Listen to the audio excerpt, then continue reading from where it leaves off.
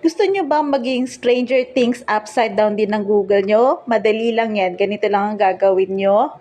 Wait, flex ko lang muna yung mga wallpaper ko. Go to Google Chrome and then manually type Stranger Things.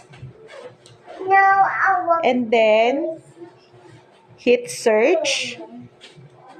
Pag nasa Stranger Things na kayong page, make sure na naka-all. Yan, pindutin yung all. And then, refresh nyo lang para makita nyo yung dice. Ayan, lumabas na yung dice. Tap nyo lang yung dice. And then,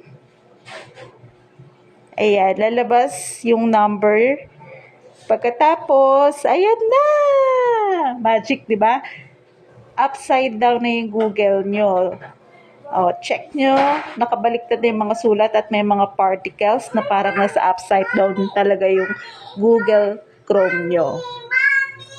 Yan na, very simple. Kung may natutunan ka, like and subscribe lang po. Have a nice day. Bye-bye!